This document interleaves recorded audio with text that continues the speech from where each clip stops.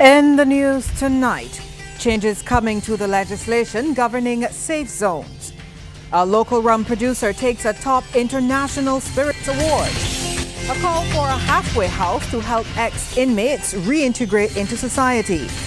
And in sports, the Windies coach explains omitting Brooks from the Sri Lanka tour. Broadcasting from our studios in the Pine St. Michael, this is CBC NewsNight, starting now.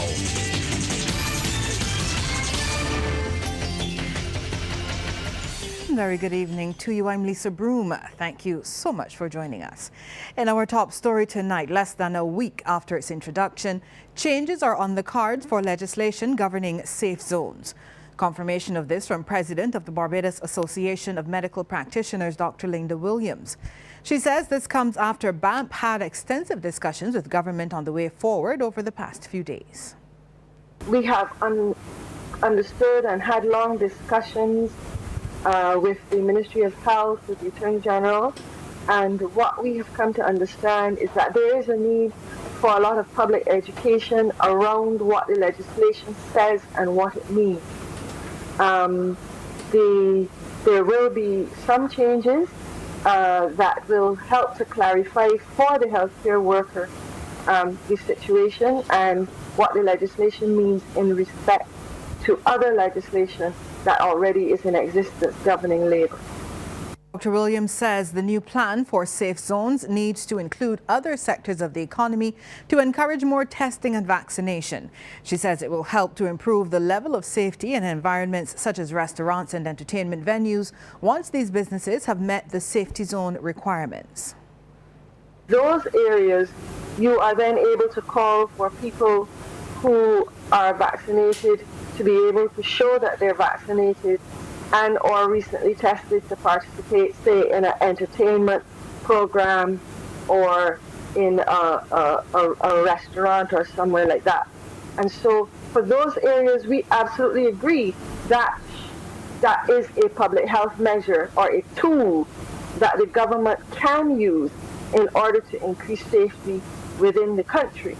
But for healthcare and for essential services, that's different. We can't bar anyone, regardless of vaccination status, from accepting or receiving the care that they require. Because if we did that, even inadvertently, what we would end up with is a healthcare disaster, really. In related news, some businesses have announced plans to roll out a privately designed safe zone initiative with strict vaccination and testing requirements for customers and employees. It will come into effect on Monday, November 15th at Sweetfield Manor Boutique Hotel, Aqua Spa, Pavel Restaurant, and later Senses Marché and Caribbean Smile Makers. Under the initiative, participating businesses will have a specially designed logo with a QR code attached to their properties. Both patrons and employees will be required to wear medical-grade masks. It is open for other businesses to come on board, but those found breaching protocols could be pulled from the initiative, while patrons who flout the measures may be banned from the establishment for a period of time. Dr. Vijay Armagan of Caribbean Smile Makers gives a further breakdown of how it will work. Certainly in an outdoor environment like this, we would have some minimum requirements like tables 6 feet apart with people seated at them. A lot of the protocols right now, unfortunately, people are saying, oh, you need to have tables 6 feet apart. But then when you put someone in this chair and this chair, they're actually 4 feet apart. In an indoor space, like an air-conditioned restaurant, store, or whatever, we're also going to insist that you have HEPA filtration or UVC lights in your filtration system. So if you want to be part of our zone, the business as a minimum requirement will have to put those things in place. On the consumer side now, so on the flip side, the person entering our safe zone, they'll stop at security, get their temperature done, get sanitized. They're going to present their vaccine status to enter the zone. So they're going to have to say whether they're vaccinated or if they're unvaccinated, show a negative PCR test or take a test at the gate. If someone is coming into the zone and they have symptoms, whether vaccinated or not, they will be subjected to a test. The COVID-19 pandemic is challenging diabetes services on island. The Barbados Diabetes Foundation says it has made some of the challenges even more evident. Chief Executive Officer Callie Boyer provided some insight during the 5th annual Oscar Jordan Medical Symposium. The topic was diabetic eye disease screening, saving eyes, saving lives. Such as later presentations and gaps in the care the patients receive. However, we also see the successes one by one. These are every limb that is saved, every person brought under control, and every early detection of a complication that we see, which usually would result in a disability. This includes the early detection of eye disease, which can result in blindness. During the event, Noreen Merritt, the ex-president of the Barbados Diabetes Association of Barbados, was recognized and honored for her work. Professor of Clinical Ophthalmology Tunde Peto, during her presentation, said diabetes has hit the poorest, the hardest around the world this year. 537 million adults are living with diabetes, with about 81% of them in the low-middle income countries.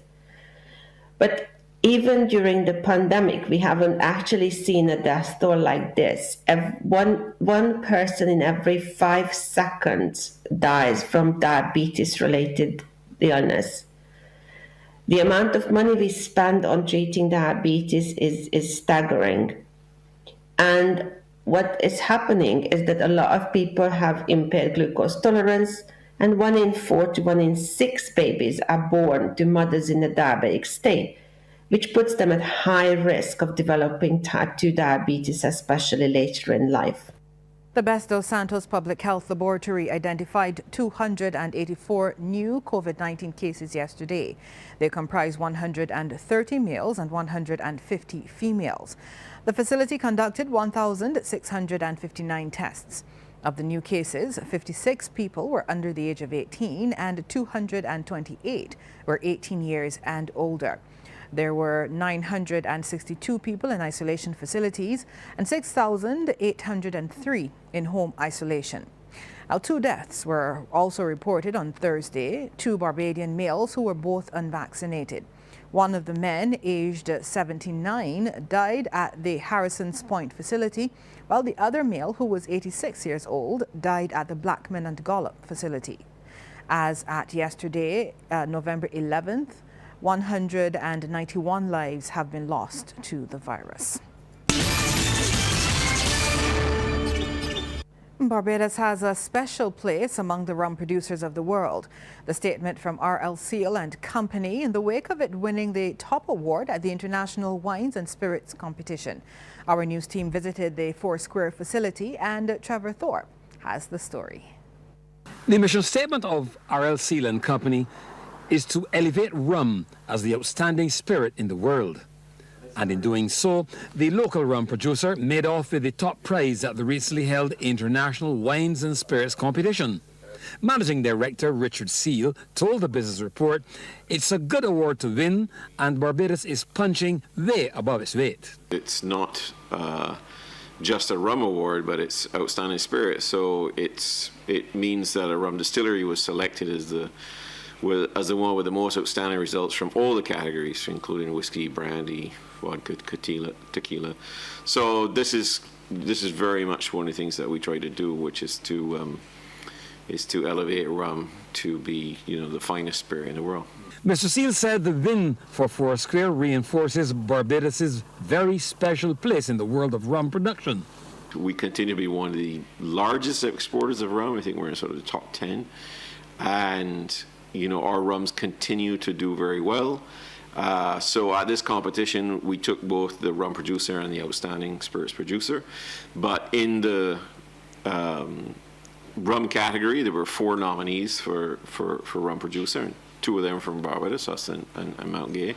So it just shows, and we had the highest level of, Barbados had the highest level of gold medals at the competition. So it just shows that Barbados is, a place of global excellence when it comes to rum. But he called for protection for the Barbados brand in the marketplace. We work hard on our brand, which of course, our own rums, but we always have a sort of parallel approach to protecting the category and elevating rum. And, one of the things that we're really working very hard on is to convince the Barbados government of the need for protection of the words Barbados rum. Saying that there's still a stigma about rum production by persons in the export market, the managing director said the R.L. Sealand Company rums bring added value to Barbados. Oh, in Barbados, we're very strong. Our Barbadians know our rums very well. Obergen, ESA Field. They know our rums very well, and we're pretty dominant in the local marketplace. Obviously, in export, we're much more of a niche player because that's the nature of Barbados. Barbados is not a inexpensive place to make. We're not a place where you come for cheap production costs. In Barbados, but what we do have.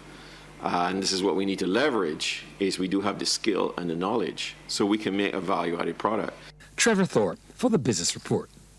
Thanks, Trevor. Well, Barbadian attorney at law Roberta Clark has become the 4th Barbadian to be elected to the Inter-American Commission on Human Rights. It's an achievement that evoked immediate congratulations from Prime Minister Mia Motley. Clark was elected today during the 51st General Assembly of the Organization of American States in Washington, D.C. She was one of 5 candidates who vied for 3 positions on the commission. Prime Minister Motley says this is a significant achievement for Ms. Clark and Barbados and presents yet another golden opportunity for the laws, customs, culture and flavor of the Caribbean to be seen in the work of an all-important hemispheric body that has, in its existence, largely reflected Latin America. Now, in reaction, Ms. Clark said it is an honor to have been elected to the Inter-American Commission on Human Rights as Barbados's nominee. Chair of the Advisory Board for the Government Industrial School, Apostle, Dr. Lucille Beard, has again pushed for the setting up of a halfway house that can be used to assist ex-inmates reintegrate into society after prison life. Dr. Beard was among the panel for the Man Talk panel discussion hosted by the Men's Ministry of the Cayfield Wesleyan Holiness Church. It focused on jail time. Something that is very needed because inmates are just released out of the prison. A lot of the times inmates have gone through programs, and to me, some of them are genuinely rehabilitated. They really need to change, but when they go back, as somebody said earlier, to the same environment, same peer pressure, to the same block, all of that, they're going to find themselves becoming recidivists. Environment Minister Adrian Ford is calling on Barbadians to use the newly distributed garbage cans instead of keeping them around their homes as ornaments. Thousands of bins are being distributed island-wide under the Residential Waste Collection Improvement Project. And Minister Ford says there are many benefits to the cans. So I am pleading today to tell those Barbadians that when they use those garbage cans, they are not only bringing beauty to their environment, they're not only cleaning their environment, they're not only taking away unsightly garbage from their environment, but they are extending the livelihoods of those hard workers at the Sanitation Service Authority. The record speaks for itself in terms of the anatomical related illnesses, the hazards that these workers face on a daily basis. When you use those new recyclable cans, which have automated lifts, it stops your brother, your sister, your aunt, your uncle, your fellow Barbadian for having to lift those heavy cans, getting cut while doing it, burst those, all types of health and hazard-related illnesses. As school children across some Caribbean countries return to physical classes, the Pan American Health Organization is advising that health measures and control of community cases be maintained to avoid complications. Director of Health Emergencies, Dr. Ciro Ugarte, says the increase in cases in some countries is concerning. Some countries in the Caribbean have shown an increase, although the numbers are still low. the proportion and the temporality of this increase is worrisome for some countries. Most of the countries, though, in the Caribbean show a case fatality rate below 2%. But Antigua, Barbuda, the Bahamas, Grenada, and Trinidad and Tobago have more than 2, but below 3%. So that is a departure for many countries that have higher mortality rate. PAHO Director Dr. Carissa Etienne wants countries in the region to improve their routine immunization programs. The region is at high risk of new and re-emerging outbreaks of vaccine-preventable diseases. Our Technical Advisory Group on Vaccine-Preventable Diseases reported that the region is facing an impending crisis around routine vaccination, and ongoing attention must be given as a priority to sustaining and strengthening the immunization and other essential health programs. Caribbean Union of Teachers suggests learning losses are great in primary and secondary schools, despite the embrace of online learning caused by the COVID-19 pandemic. President Garth Anderson notes from feedback from teachers, some students are not grasping the knowledge. The CUT officials' comments came during the first edition of a virtual town hall series, Learning Recovery in the Caribbean. The use of technology, or you handle your curriculum and in a situation of this nature, and of course to ensure that you cater for all the learners that are present in front of us.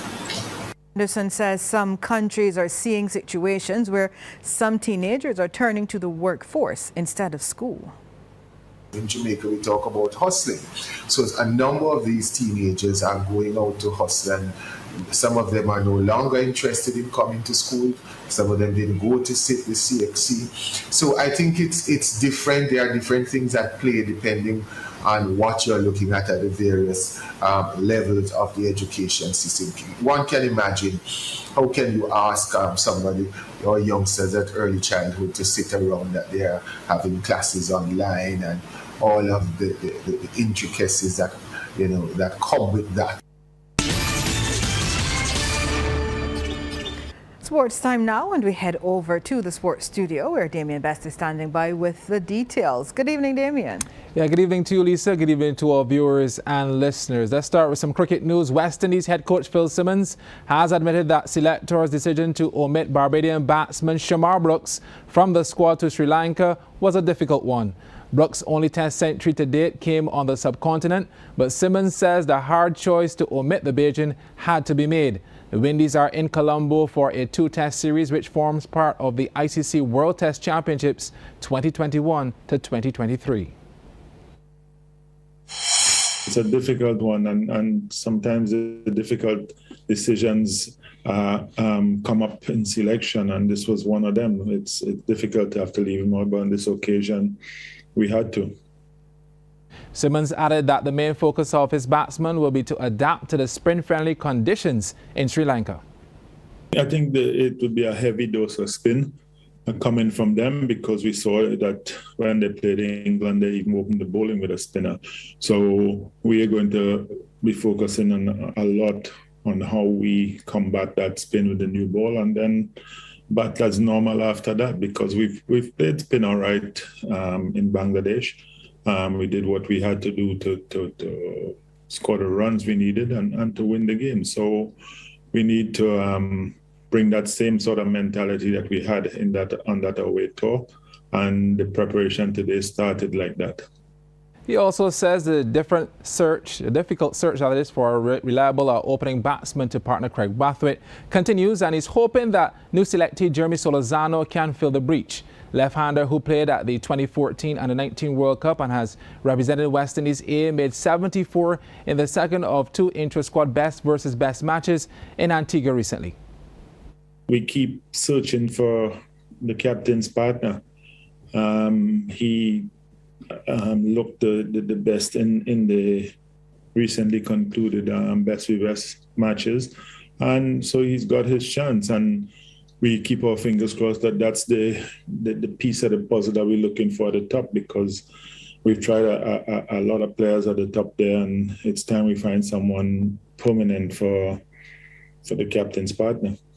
Well, the Windies will play a 4-day warm-up fixture starting on Sunday ahead of the first test, which bowls off on November 21st. Tonight's business report brought to you by the City of Bridgetown Cooperative Credit Union Limited, measuring success one member at a time. Within the last 20 months of the COVID-19 pandemic, accountants have been heavily called on to advise clients and employers. President of the Institute of Chartered Accountants of the Caribbean, David Simpson, says a number of professionals have discounted their services or given freely because of the economic state and should be commended. We've all faced challenges, and many times we've been called upon to advise and support our clients and our employers as they navigate the turbulence of the past 20 months. In some cases, I know some of you have done this for free, for reduced fees, and this I want to applaud today. I'm about to do a recording for the International Finance and Accounting Conference of the Institute of Chartered Accountants of Trinidad and Tobago to be held next week under the theme Reset Lessons from the Pandemic. All farmers will benefit from the new provisions of the Ministry of Agriculture and Food Security for the Farmers Enfranchisement and Empowerment Drive. Word of this from Minister of Agriculture Indar Weir, who says services of a master gardener is among the ministry's plans, which will also bring communities together. The commercial side of it will be handled through the feed program, Farmers Empowerment and Enfranchisement Drive, and then the community gardening portion of it will be handled through Project CARE. And Project CARE is Community Agriculture Response and Enfranchisement. And those two projects are designed for us to encourage people, one, to get involved in agriculture through the feed program. That's the reason why we are doing all the training in the feed program before putting people in the field to do any kind of agriculture. And then under Project CARE, we will also have a master gardener who will be providing training as well. The minister said the initiative will also include the development of a facility at Lairs in St. Michael, which will help farmers with their produce. The project has an arrangement where 40% of the produce will go to the BADMC to be sold through their pack house. And then we are putting in arrangements with Chefette is one, for example, but we're also looking at provisioning for cruise ships and hotels as well, so that we can give the farmers a fair chance of getting a return from the investment. Time for the second half in sports now. It's back over to the sports studio. Back over to Damien. Thanks so much, Lisa. Well, Barbadian golfer Emily Odwin will be heading to Argentina next week to compete in the Women's Amateur Latin America Golf Championship. The event, which is set for November 18th to 21st at the Pilar Golf Club, will feature 60 of the best Latin American amateur female players in the world. The winner of the tournament will receive an invitation to compete at the 2022 AIG Women's British Open, the Women's Amateur Championship, and the Annika Invitational USA presented by Rolex. And speaking at a media conference at the Barbados Golf Club, Odwin says it's a golden opportunity for a female amateur golfer. This is the first event. This is the first ever Women's Amateur Latin America that's going to be held. So it's massive, I think, for women's golf in Latin America and the Caribbean that we have an event like this that can, open more doors for us on the world stage. So I also think that it's an honor. It's so special for me to be able to be a part of this first event, and it's always special to be able to go represent Barbados internationally, and hopefully have a good showing as well. But this is going to be my first event going into my winter. We don't really do winter, but into the winter schedule. After this, we have the Barbados Open here.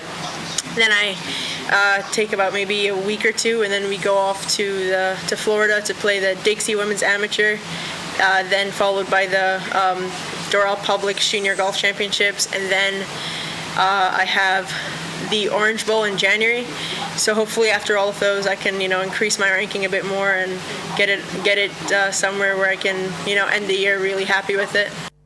Well, this year, Odwin became the first golfer from the Caribbean to qualify for both the USGA Girls Junior and the USGA Women's Amateur Golf Championships. She's hoping to close out the year strong as she's been working hard to fine-tune her game with coach Denny Foster. We've been working a lot on my short game, a lot of pitching, a lot of just trying to make sure that my swing is feeling good, that I'm not rushing anything, that I'm comfortable with how my game is going into next week. Because we don't want to do too much tinkering when we get there. We kind of just want to be in a place that we're happy with it, that we're satisfied, that we think that I can go out to compete successfully. So it's been a lot of short game, a lot of putting, and that'll translate back into my full swing. Meanwhile, Simon Proverbs and Xavier Wiggins will be part of the Latin America Amateur Championships, which will be set for January 20th to 23rd next year in the Dominican Republic. Wiggins says he will use the upcoming Barbados Open to further sharpen his skills. This is a tournament that I have been looking forward to playing for my entire career as a golfer. This is the kind of tournament that you would see very elite Barbados golfers going to, and you would aspire to get to that level, and to have finally achieved it is definitely something that is special to me. Preparing for this tournament, I have been working a lot on keeping my game consistent. I definitely have to give props to my parents for always pushing me through the hard times, because my game was not always where I wanted it to be, but I never gave up. And so another part of preparation has been mental. Golf is a very mental sport, so keeping the mental toughness has also been a part of this journey. Waiting your turn, being patient, and know that the opportunity is here. I look forward to taking full advantage. Well, that's news tonight, but remember, you can continue to follow us here on TV8. You can also get more news on our social media platforms. We're on Instagram at CBC News Barbados and Facebook at cbcnews.bb, as well as our radio stations 947, 100.7 and 98.1 The One. So that's news. Good night. Thanks for visiting us. To get more stories like this one, like and subscribe to our YouTube channel.